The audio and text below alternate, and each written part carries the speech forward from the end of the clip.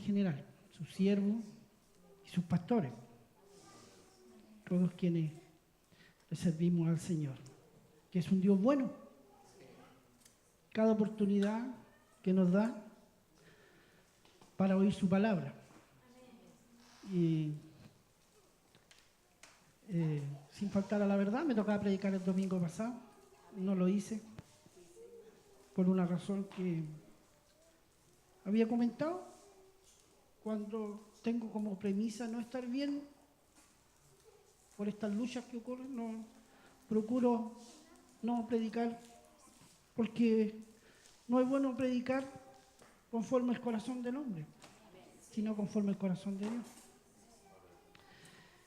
Y esta palabra que el Señor me ha entregado la semana pasada ha ido igual, de una u otra manera, confirmando. El Señor es bueno con nosotros y nos habla por medio de su escritura.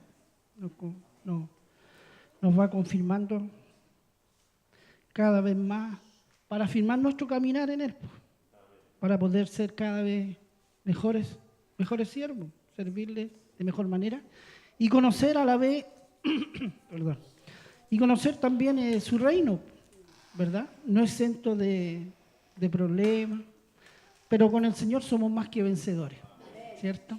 Con Él somos más que vencedores. Y bueno, aquí estoy. Abra su Biblia, hermano. Y la palabra se encuentra en Primera de Samuel.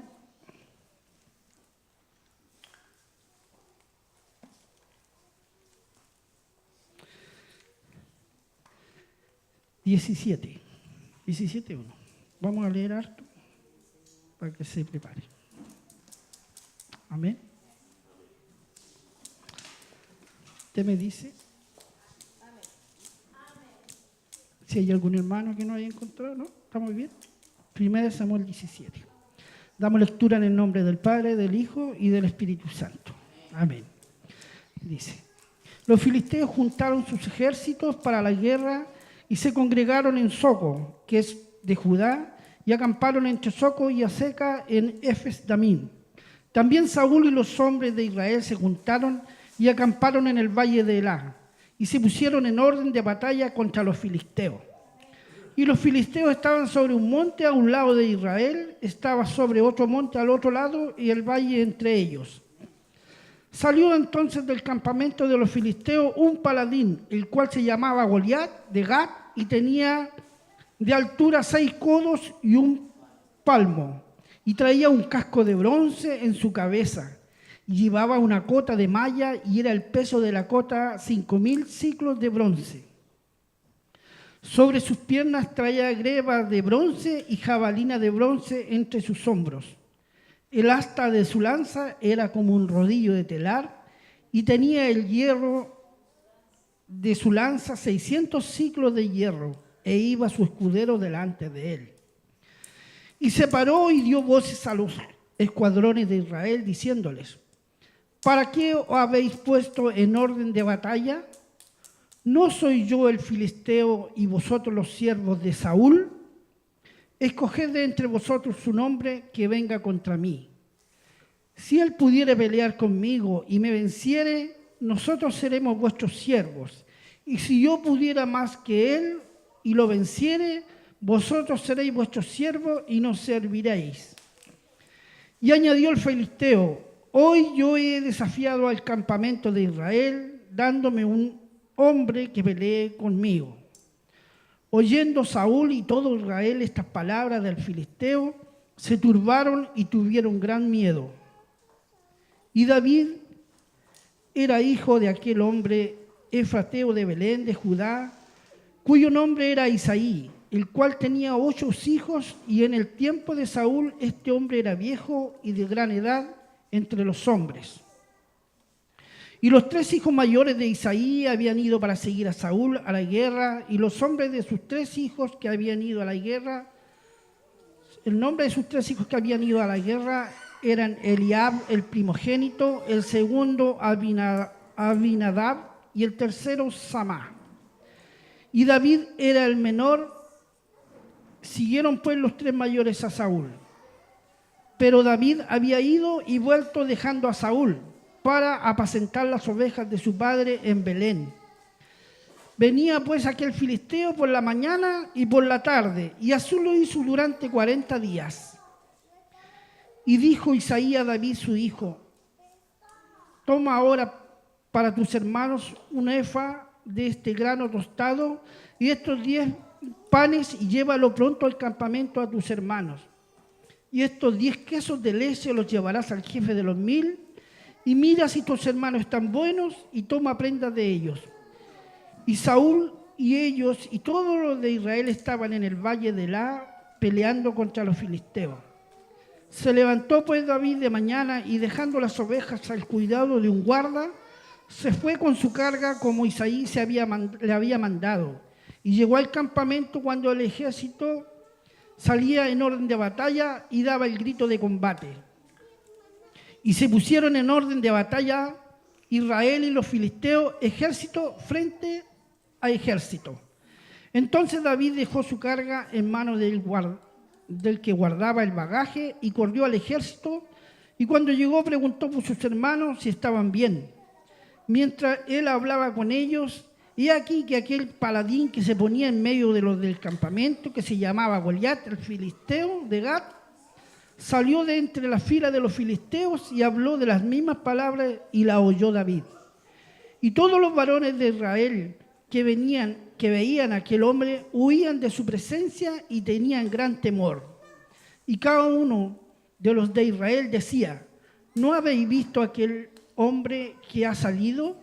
Él se adelanta para provocar a Israel.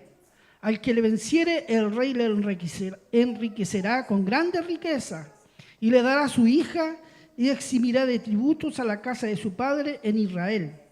Entonces habló David a los que estaban junto a él, diciendo: ¿qué harán al hombre que venciera a este filisteo y quitare el oprobio de Israel? Porque ¿quién es este filisteo incircunciso para que provoque a los escuadrones de Israel? Provoque a los escuadrones del Dios viviente. Y el pueblo respondió la misma palabra diciendo: así se hará al hombre que se le venciere, al hombre que le venciere. Y oyéndole hablar Eliab, su hermano mayor, con aquellos hombres, se encendió en ira con David y dijo: ¿para qué has descendido acá? ¿Y a quién has dejado aquellas pocas ovejas en el desierto? Yo conozco tu soberbia y la malicia de tu corazón, que para ver la batalla has venido. David respondió: ¿qué he hecho ahora? ¿Qué he hecho yo ahora? ¿No es esto mero hablar? Y apartándose de él hacia otros, preguntó de igual manera, y le dio el pueblo la misma respuesta de antes. Fueron oídas las palabras que David había dicho y lo refirieron delante de Saúl, y él lo hizo venir. Y dijo David a Saúl: no desmaye el corazón de ninguno a causa de él. Tu siervo irá y peleará contra este filisteo. Dijo Saúl a David: no podrás tú ir contra aquel filisteo para pelear con él, porque tú eres muchacho y él un hombre de guerra desde su juventud. David respondió a Saúl: tu siervo era pastor de las ovejas de su padre, y cuando venía un león o un oso y tomaba un cordero de la manada, salía yo tras él y lo hería y lo libraba de su boca. Y si se levantaba contra mí, yo le echaba mano de la quijada y lo hería y lo mataba. Fuese león, fuese oso, tu siervo lo mataba, y este filisteo incircunciso será como uno de ellos, porque ha provocado al ejército del Dios viviente.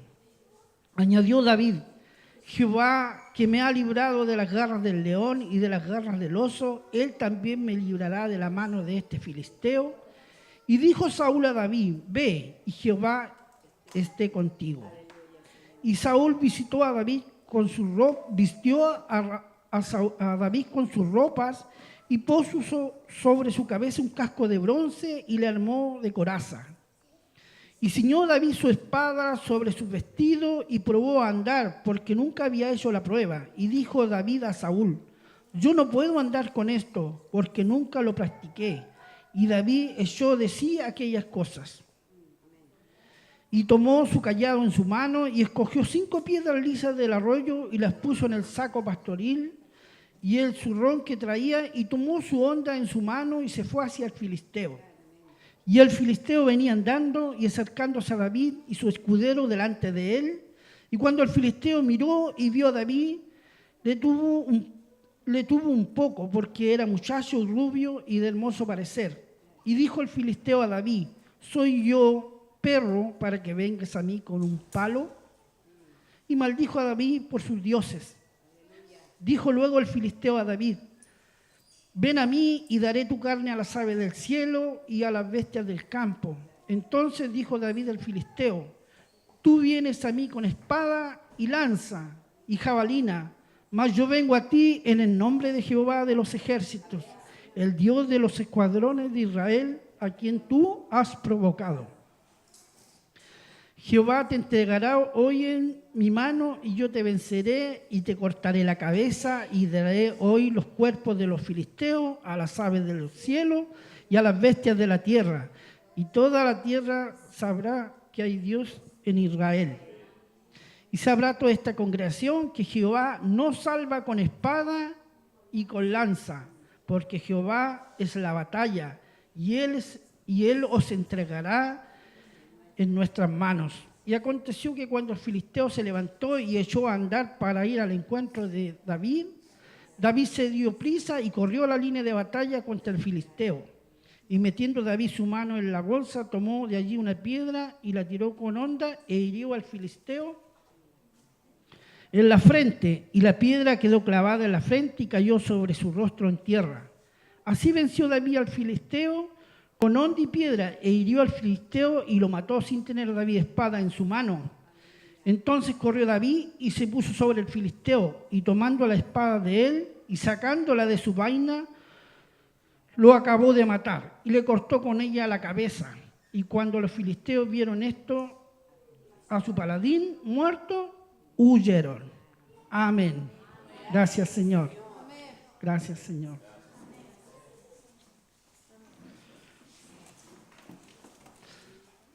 Es tremendo lo que el Señor nos narra por medio de su palabra, hermano.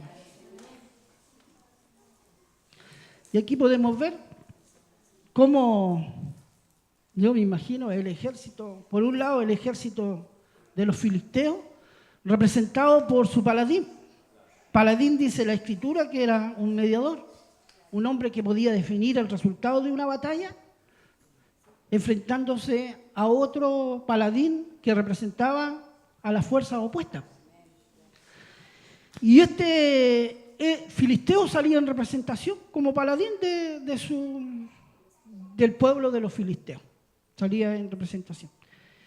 Y por este otro lado teníamos a los escuadrones de Israel, y representado por Saúl, que era su rey, que comandaba el ejército, tenía un comandante en jefe, pero él era el que gobernaba las tribus de Israel. ¿Ya? Amén.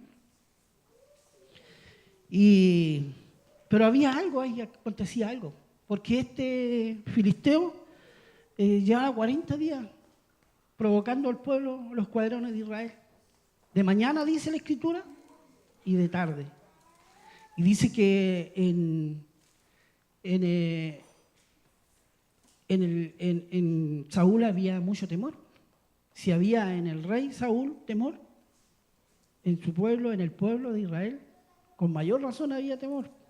Porque si había temor en el rey, los que obedecían al rey estaban más temerosos todavía, porque veían que él, rey Saúl, que en otras batallas había vencido a otros filisteos, porque tuvo bastante guerra contra los filisteos, no hacía nada y este tenía gran temblor. Y eso había sido por distintas causas. Había sido. Y en este escenario aparecía David, apareció en este escenario. En medio de este escenario aparecía David. Y uno dice, ¿y por qué David si él no era guerrero? Había unos escuadrones de Israel y habían 3 hermanos de Está muy fuerte, hermano. Habían 3 hermanos. Hermano, está muy fuerte el micrófono. Y habían 3 hermanos de David que servían al ejército de Saúl. 3 hermanos. Y él había llegado ahí en medio de la batalla solo porque su papá lo había mandado a consultar sobre qué pasaba con sus hermanos, para saber si ellos vivían o no vivían, cómo estaban. Y le había llevado alimento a ellos, y le había dado órdenes, le había dado alimento, para que viera en qué estado estaba. Y en el ir y venir, dice que él iba y venía de la casa de Saúl. Y Saúl conocía a David, porque anteriormente en la escritura habla de que el rey Saúl, producto de su desobediencia, la mano de Dios ya no estuvo más con él, producto de su desobediencia. Y eso era el temor que tenía atrapado al rey Saúl, la desobediencia. Cuando el rey Saúl desobedeció al Señor, Dios le había dado órdenes explícitas. Él había luchado contra el rey Amalek y le había dicho de que terminara con toda la generación, con todo. Y él lo tomó al rey Agag, lo llevó prisionero y trajo botín de guerra. Trajo botín de guerra. Trajo anatema. Y el Señor, por su desobediencia, lo desechó. Y él usó a Samuel y ungió a David cuando era un niño. Entonces, la misericordia de Dios estaba sobre David. Y él, cuando se vio enfrentado a esta situación de los 2 ejércitos, los filisteos, él preguntó: ¿quién es este incircunciso de corazón que atormenta los ejércitos de Dios, pues del Dios viviente? Saúl había llamado anteriormente a David a su casa. La unción de Dios estaba en David. Estaba. Dice que el profeta Samuel, cuando estuvo en casa de su padre, lo ungió con aceite. La unción de Dios estaba con él, estaba la misericordia con él, estaba la mano de Dios, el poder de Dios estaba, y eso hacía que él, como era pastor, dice que él derrotaba al oso, le quitaba la oveja, el cabrito, dice que al león, luchaba contra el león y lo hacía huir y lo mataba. Y cuando vio a este filisteo, entonces él dijo: bueno, si yo he matado al león, he matado al oso, ¿cómo no la puede matar este filisteo? Y blasfema en contra del Señor y de su pueblo y el Dios de Israel. Así que el pueblo que estaba escuchando le dijeron a Saúl. Y Saúl hizo venir a David conforme a lo que leíamos. Y le empezó a explicar, a decirle, como lo conocía, y le dijo que el gigante que había era guerrero y que él no, ¿cómo iba a ser que...? Dijo no, y él explicó que lo iba a hacer y que el Señor estaba con él. Y Saúl le puso su vestidura. Yo me imagino, no sé, hermano, que le quedaba grande, era pesada, era un hombre grande así. Pesada. Un hombre, Saúl, un hombre de guerra, que se había enfrentado a bastantes batallas. Y era un hombre macizo, grande, y le puso la armadura y le pesaba mucho. Y la espada, todo, y se trató de mover y dice que era muy pesada y no se pudo mover, hermano, y se sacó eso y fue así, tomó su callado y fue así como era, nomás. Así como Dios le había ungido, como Dios le había llamado, la unción de Dios estaba en él y él, así como era nomás, iba a ir a luchar, y con una onda nomás, sin nada más. Y así lo hizo. Así lo hizo. Y él era obediente al Señor. Por algo estaba Dios con él. Él era obediente. Y fue a luchar con el gigante. Pues dice que tomó tomó del río 5 piedras y una fue la que tomó y con la onda le pegó en la cabeza, en un ojo. Dice que cayó el gigante y tomó la espada y le cortó la cabeza. Y lo venció. Para que todo el pueblo supiera, el pueblo y todos supieran de que Dios no vence con armas. Dios no vence con armas. Y bueno, hermano, el rey David, o sea, el rey Saúl sabía que Dios estaba con David. Él sabía. El pueblo decía que Dios, cuando apartó la mano de Saúl, que Dios puso un espíritu malo en él. Le puso un espíritu malo. Y dice que antes que ocurrieran estos acontecimientos, él mandaba a buscar a David para que tocara el arpa. Era músico, el dulce cantor de Israel.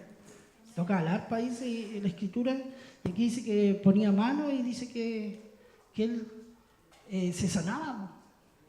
Dice que los días de tormento que él tenía, mandaba a buscar a David. Estaba en su casa, en la casa de Saúl, en el reino, y él vivía en otro pueblo, a 24 kilómetros, dice la escritura. Y de allá viajaba y venía y estaba en la casa hasta que Saúl se mejoraba. Estaba bien. Y en ese trayecto, en ir y venir, ocurrieron estos acontecimientos, mucho tiempo después. Y Saúl sabía que algo había en David, que había sido, que Dios, la mano de Dios estaba en él. Y él le tenía envidia, le tenía odio seguramente porque sabía que el Señor estaba con él. Dice la escritura que en más de 2 oportunidades él lo trató de colgar con la lanza, o sea, de herirlo con la lanza. Dice que él esquivó en 2 oportunidades. O sea, lo quiso matar. Tuvo la oportunidad y lo quiso matar. Producto de lo mismo. Hermano, y lo que él ofrecía, el filisteo que aparecía durante 40 días, lo que le ofrecía al pueblo de Israel como paladín era la esclavitud. Le ofrecía la esclavitud. O sea, le decía, si ganamos nosotros somos esclavos y si nosotros ganamos, ustedes pasan a ser nuestros esclavos. Y si nosotros ganamos, viceversa. ¿O son ustedes esclavos? Y el pueblo de Israel siempre lo han querido tener esclavizado. Como nosotros, hermano. Como nosotros. La sociedad siempre nos ha querido tener como esclavos a nosotros. De una u otra manera. Siempre nos ha querido. Pero eso fue producto de la desobediencia. La desobediencia a nosotros nos lleva a la esclavitud. Y la condición de Saúl, y dice en Romanos 5:19, yo buscaba con respecto a la desobediencia. Romanos 5:19. Amén. Dice, porque así como por la desobediencia de un hombre los muchos fueron constituidos pecadores, así también por la obediencia de uno los muchos serán constituidos justos. Eso le parece familiar porque ayer la hermana estaba predicando sobre eso. Amén. ¿Cierto? Bueno, y nosotros somos los Davises de este tiempo. Fuimos levantados por Cristo, ¿cierto? Y en ese tiempo ellos no tenían el Cristo y eran esclavos. Pero nosotros sí somos, dice, pero por la desobediencia. Los muchos fueron constituidos pecadores y también por la obediencia de uno los muchos serán constituidos justos. Y también en Romanos 11:32 más abajo, dice, en Romanos 11:32, porque Dios sujetó a todos en obediencia para tener misericordia de todos. También parece que el hermano mencionaba eso ayer. Porque Dios sujetó a todos en obediencia para tener misericordia, en desobediencia para tener misericordia de todos. O sea, esta era una condición que el rey Saúl tenía. Era una condición. O sea, él era desobediente de nacimiento. A pesar de que Dios le había llamado y le había sido ungido rey de Israel para gobernar el pueblo de Israel conforme al corazón del pueblo, no conforme al corazón de Dios. Dios le dijo, ya si el pueblo quiere rey, le dijo a Samuel, úngelo rey, pero conforme al corazón del pueblo. Pero Dios a David lo ungió conforme a su corazón. O sea, él era conforme al corazón de Dios. Y así nosotros también, pues en este tiempo. Nosotros somos los Davises de este tiempo, ¿cierto? Ya han ido muriendo los Saúles y se levantan los Davises. Nosotros somos los Davises de este tiempo. Nosotros que hemos sido levantados por el Cristo, ¿cierto? El Cristo resucitado, ¿verdad? Amén. Sí. Y la palabra aquí, hermano, aquí en Efesios 2:2, búsquelo, dice Efesios 2:2.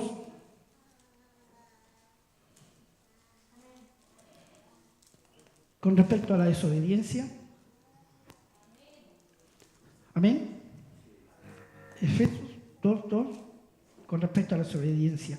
En los cuales anduviste en otro tiempo, siguiendo la corriente de este mundo, conforme al príncipe de la potestad del aire, del espíritu, que ahora opera en los hijos de desobediencia, hermano. Y así es, pues, hermano.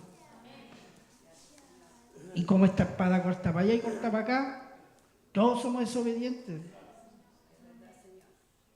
Aunque estemos nosotros, hayamos sido levantados por el Cristo. O sea, somos desobedientes, hermano. Y yo, ¿sabe que un día yo andaba en el mall? Como yo le voy a decir, como corta para allá y para acá esta espada, y vinieron unos filisteos y me ofrecieron un gigante verde así.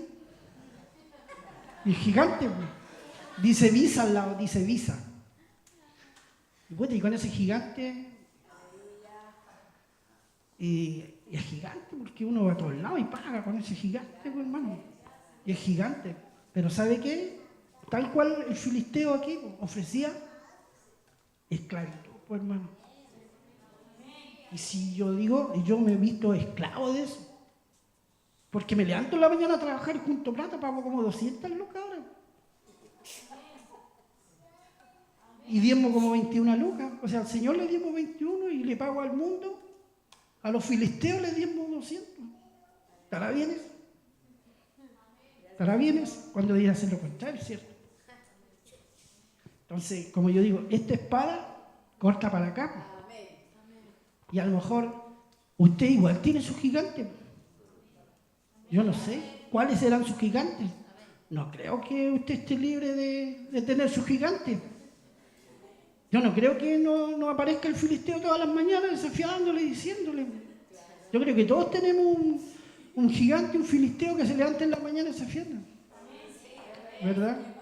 Y este gigante, y yo le oraba al Señor por eso, porque quiero cortar esa cadena, porque el Señor me dio libertad.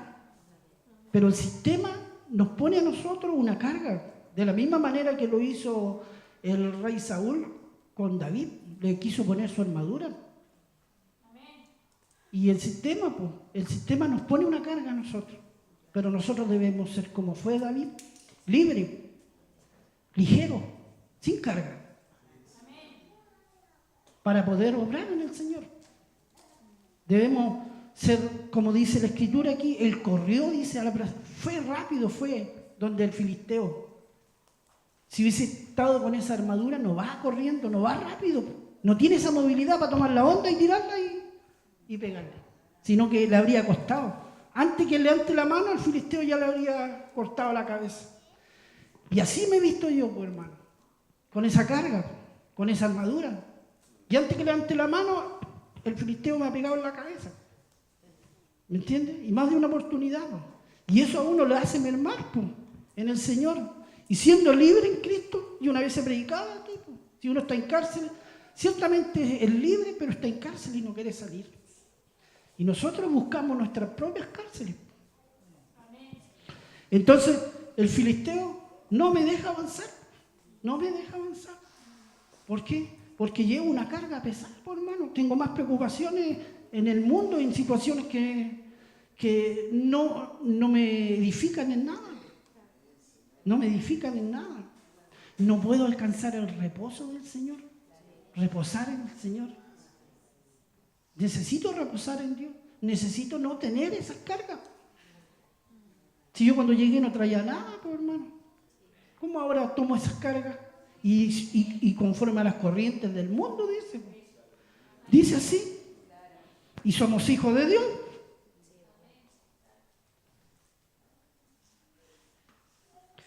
En los cuales anduviste en otro tiempo siguiendo la corriente de este mundo, conforme al príncipe de la potestad del aire y del espíritu que ahora operan los hijos de desobediencia. Mire, ahí estoy yo. Ahí estará usted, no sé. Yo no sé. Dios sabe. Yo no sé cuáles son sus gigantes. Yo manifiesto porque la hermana ayer hablaba de otras situaciones también que igual aquejan a los hijos de Dios. También. Pero yo me he terminado de terminar con esto. Un día le decía a mi esposa, yo hace poquito nomás le dije, voy a cortar con toda esta cuestión porque en realidad eso es una carga. Quiero servirle al Señor de la mejor manera y no quiero andar así como con ese no puedo, no tengo, no quiero, no sé cómo es. Que siempre es carga para los hijos de Dios eso. Donde nosotros no deberíamos ser así. Conforme a como Dios nos bendice, bendecimos la obra, bendecimos los hermanos y es una cadena de bendice para ser bendecido. Y no bendecir a los filisteos, el retail.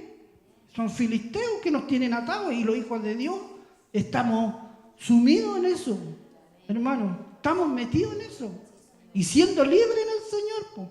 Y usted podrá decir aquí, no, aquí habíamos 4 o 5, no, si el pueblo de Dios está plagado.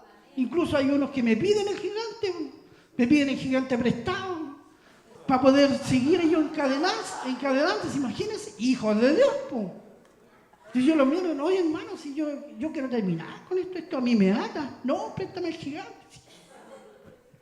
Y es hijos de Dios. Y yo creo que el Señor nos llama en libertad. Este es un tiempo de cambio, es un tiempo nuevo en el Señor. Y el Señor quiere libertarnos de esas cosas.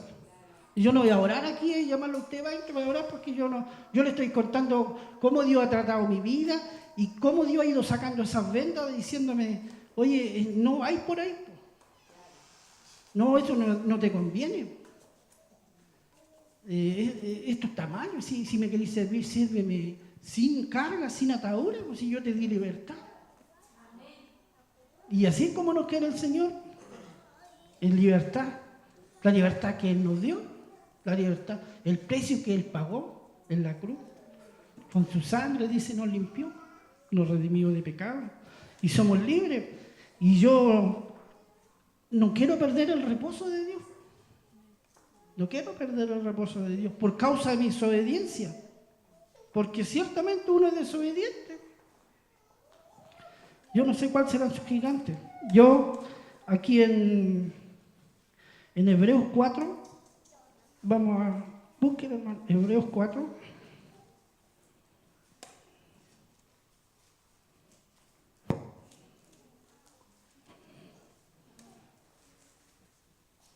Amén. Temamos pues, no sea que permaneciendo aún la promesa de entrar en reposo, alguno de vosotros parezca no haberlo alcanzado. Miren,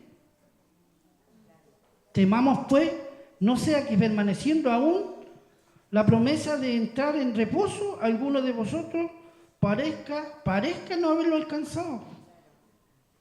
Porque también a nosotros se nos ha anunciado la buena nueva como a ellos, pero no les aprovechó el oír la palabra por no ir acompañada de fe en las que lo oyeron.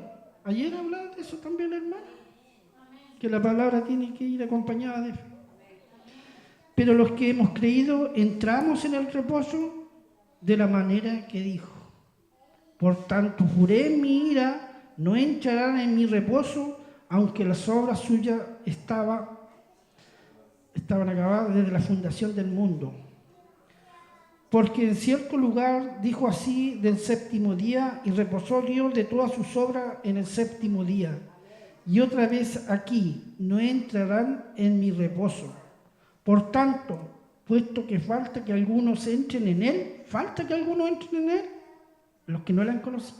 Y aquellos a quienes primero se les anunció la buena nueva, no entraron por causa de su desobediencia. Aquellos, dice, quienes primero se les anunció la buena nueva, no entran por causa de su desobediencia. Otra vez determina un día, hoy diciendo, después de tanto tiempo por medio de David, como se dijo, si oyeres hoy su voz, no endurezcáis vuestros corazones, dice. Porque si Josué le hubiera dado el reposo, no habría después de otro día. Por tanto, queda un reposo para el pueblo de Dios, porque el que ha entrado en su reposo también ha reposado de sus obras como Dios de las suyas. Procuremos pues entrar en aquel reposo, escuche, para que ninguno caiga en semejante ejemplo de desobediencia. Amén. O sea, si estoy en desobediencia, jamás voy a estar en reposo, pues, hermano. En otra parte, en otro texto yo leía, sobre cuando el hombre está en desobediencia, cómo es atormentado la carne y el alma. En otro texto que no recuerdo, estaba leyendo cómo es atormentado, cómo los discípulos hablaban de eso. Y no creo que nadie que esté en desobediencia no es atormentado, porque yo lo he sido. Y no ando así como, así, no. Pero interiormente uno se siente presionado, atormentado, preocupado de otras cosas de las que uno no tiene que preocuparse. Y uno busca el reposo del Señor. Y es lo que debemos buscar, el reposo del Señor. Amén. Amén. Para no perderlo. Aquellos que no tuvieron el reposo y por medio del Cristo resucitado, hoy día nosotros podemos tener reposo en el Señor.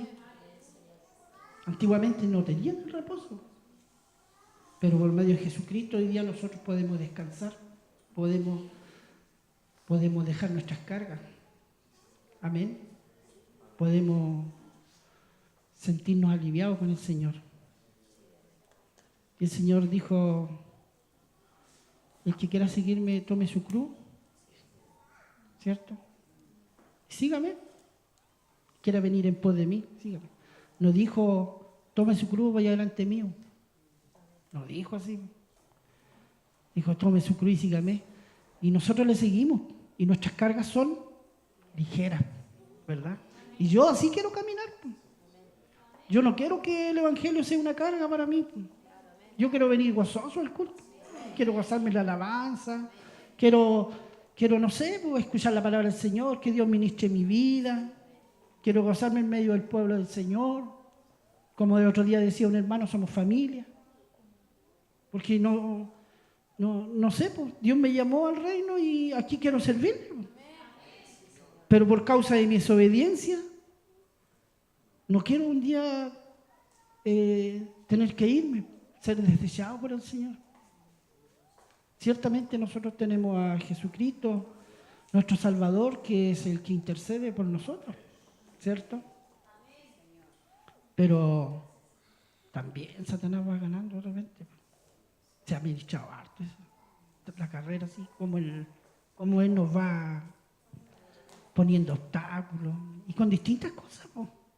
Imagínense esto. Cualquiera pudiera decir en el mundo, no, si tenía una tarjeta como con 500 lucas, sí, pero son 500 lucas que son una carga. Y no es tanto lo que debo para la esclavitud en que me tienen, para los intereses que pago, las cuentas que pago, y cada mes le echo encina para allá, encina para acá, el gigante. Y yo no sé. Usted tendrá otro gigante. Usted sabrá cómo Dios le ministra su vida. Pero yo doy gracias a Dios porque Él revela esto en mi vida. Si la sociedad hoy día pone esas cargas. Si la presidenta, todos los estamentos sociales, hermano, ellos son elegidos conforme al corazón del pueblo. Ellos legislan conforme a sus propios corazones. Nunca han legislado conforme al corazón de Dios. Dice la palabra que los que fueron los pueblos prosperados, dice que fueron los que consultaron a Dios. ¿Usted no ha visto a los presidentes consultarle al Señor? Yo no creo que lo hagan así. ¿Legislarán conforme al corazón de Dios? No, ¿verdad? No lo hacen. Legislan conforme a sus propios corazones. Por ende, todas esas cosas que hoy día son corrientes del mundo, todas estas cosas que nos atan a nosotros, si nosotros estamos en esta cosa, otros tendrán gigantes en el internet. Claro. Todas estas son corrientes. Otros tendrán sus problemas con filisteas. También hay hijos de Dios que tienen sus problemas con las filisteas. Esos serán sus gigantes. Claro. Entonces yo no sé cómo Dios. Pero el Señor sí, yo le doy gracias porque Él quiere ordenar mi vida. Algo grande quiere hacer conmigo, que ciertamente lo quiere hacer con todos nosotros. Así que yo le doy gracias al Señor por haber ministrado esta palabra y porque he podido predicar hoy día. Amén. Y usted siéntase bendecido porque es palabra del Señor. No es mi palabra. Uno es vaso de honra y está sujeto a lo que Dios ministra. Así que no se enoje conmigo porque yo no he buscado esta palabra para usted, sino que fue una palabra que viene a calar hondo en mi vida, porque quiero servirle de mejor manera al que me sacó, me salvó, me restauró, me redimió, me levantó, y el que me ha dado para vida eterna. Amén. Póngase de pie. Vamos a darle gracias al Señor. Vamos a orar. Y le voy a pedir a los ministros de alabanza que podamos, porque estamos gozosos, hermana, porque podríamos andar en la vida ciegos, con vendas, y el Señor nos revela estas cosas. Primeramente, yo estoy gozoso en mi vida, porque el Señor es misericordioso conmigo. Me saca estas vendas y me dice, no, así no es, Miguel. Y así, no es así. Y estamos gozosos porque hay palabra de Dios en su casa, ¿cierto? Porque Dios nos habla por medio de su palabra. Yo no sé, pero yo sí estoy gozoso. Tal vez no salto de júbilo porque cada uno tiene su expresión, pues. Dios a cada uno lo ha llamado conforme como es, ¿no? Pues algunos más lentos, unos más rápidos, no sé. Pero el Señor es bueno, hermano. El Señor que servimos es un Dios vivo y damos gracias por eso, hermano. Y nos podemos gozar en el Señor mientras el Señor ministre nuestras vidas y esté hablándonos y nos esté confortando con su palabra y dándonos la salida a los problemas, hermano. Que eso es importante. Más que la palabra de Dios, el oírla, es saber que Él sí tiene la salida. Él tiene la salida a nuestros problemas, a todos nuestros. Padre, en el nombre de Jesús, Señor, en esta hora te damos gracias, Señor, por tu palabra, Señor. Te bendecimos, te exaltamos y glorificamos tu nombre, Señor. Padre, porque tú hablas, Señor, a nuestras vidas, Señor.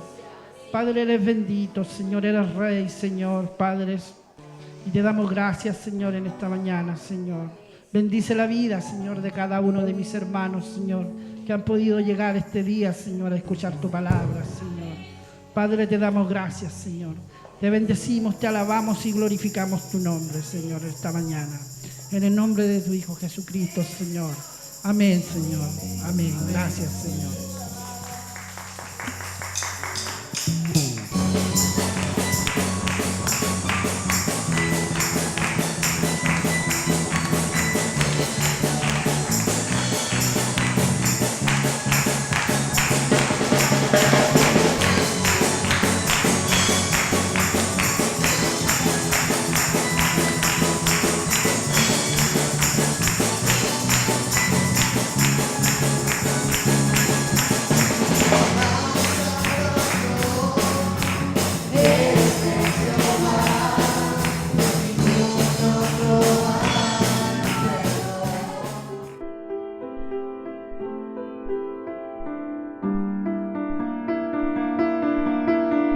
Esta fue una producción de Betel Televisión, Televisión Cristiana Online.